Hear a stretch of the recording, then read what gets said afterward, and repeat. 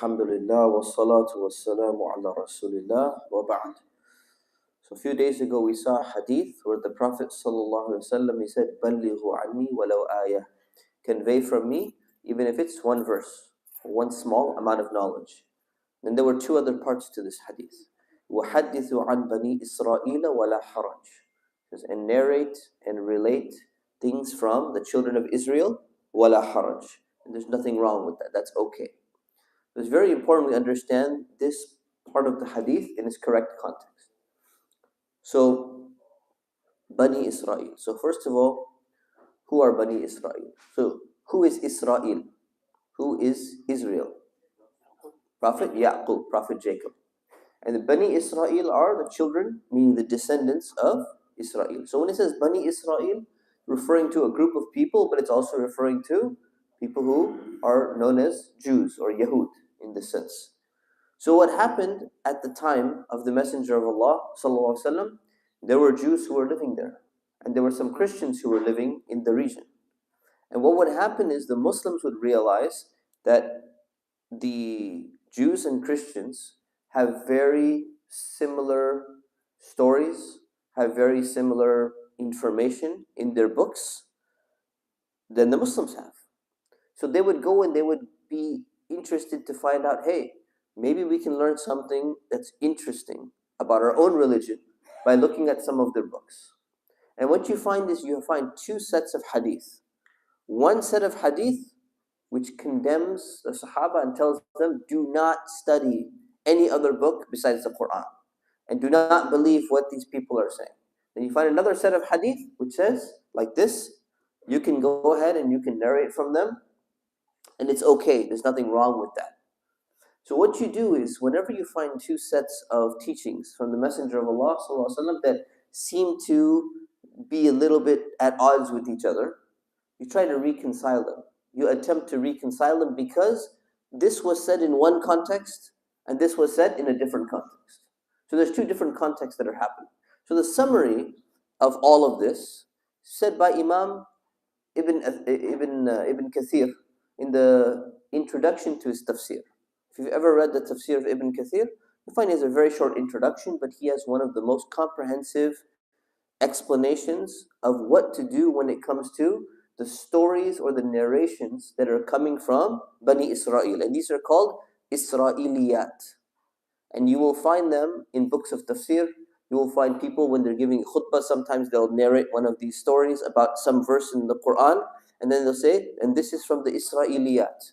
This is from the stories that we got from the Jews and we got from the Christians about Prophet Adam, or about Prophet Ibrahim, or about some other prophet, or whatever it may be. So you'll find this.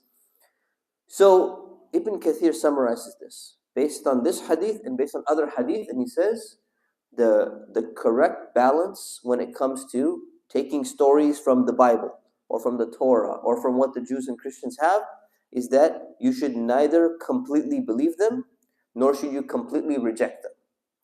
But you can take them as some historical information or a story which may have a good moral or some good point or something like that, and that's okay to do that. But you should take things with a grain of salt, which means you should be cautious about what you take. So, for example, if you take an example of we're going to be having a story session, story night coming up next week, inshallah, about Prophet Ibrahim. So take Prophet Ibrahim and you say, where exactly did Prophet Ibrahim live and how old was he? Do you find any information about that in the Quran? You do not find anything about where he lived. You do not find anything about how old he was. If you look at any other prophet outside Prophet Noah, any other prophet, you do not find a single thing that mentions how old they were, or what their lineage was, or exactly what the order was, and who was the son of this and who was the son of that. But that information is still contained. Imam Tabari mentions it in his book, Qasas al-Anbiya. Imam Ibn Kathir mentions it in his book, Qasas al-Anbiya, and so many other things. But where did it come from? There's a difference between things that came from Israeliyat and things that come from Qur'an and Sunnah. We have to differentiate between them. And what happens is sometimes it's perfectly fine. It's nice to know, oh, maybe he lived that long. Oh, maybe he lived in Ur of the Chaldees, Ibrahim. Maybe, he lived in this ancient Mesopotamia region or something like that. But sometimes the information ends up being wrong. And this is where we have to be very careful. Sometimes we as Muslims, we're not cautious enough. The reason why we're not cautious enough is we need to know our history. Our history in the United States of America is a history of Western civilization. In the history of Western civilization, the Catholic Church has gone through a battle and a fight with people who say that they're enlightenment. They're trying to use the scientific method to determine the accuracy of their revelation in the Bible and the Torah, and they're checking to see if there's inaccuracies and all of that thing. And what happens is sometimes we end up taking the Israeliyat, which directly contradict what scientific observation seems to be telling us. And we say, no, but that story is mentioned in our Qur'an as well, so we must support it, and we ally with the Jews and the Christians on this story. You say, whoa, whoa, whoa. That aspect of the story may be mentioned in their books, but it's not mentioned specifically in the Qur'an. The story of that prophet is mentioned, but not that specific aspect of the story. And what ends up happening, we can potentially undermine our faith by not realizing this very important principle that Imam Ibn Kathir was stating 700 years ago. And that is, you never take it 100% fully as being this is the truth, because it's not mentioned in the Qur'an and Sunnah. And you never reject it immediately and say, you know what, there's no benefit to knowing some of these other aspects of the story. Some things are ilmul la yanfa, knowledge which doesn't benefit you. Like for example, there's a story about Prophet Adam. He's not supposed to eat from the tree. What type of tree was it? Was it an apple tree? Was it a oak tree? Who cares? What difference does it make what kind of tree it was? The moral is not needed to know what type of tree it was, right?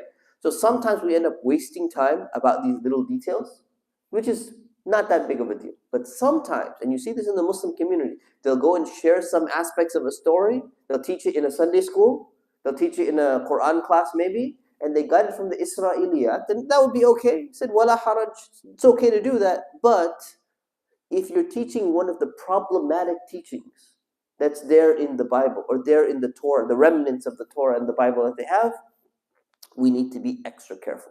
So may Allah subhanahu wa ta'ala protect us and give us the correct understanding of how to apply this knowledge and benefit from this knowledge and be protected from the harm of some of this information. Ameen. Wa sallallahu ala sayyidina Muhammad wa ala alihi wa sahbihi wa sallam. Assalamu alaikum.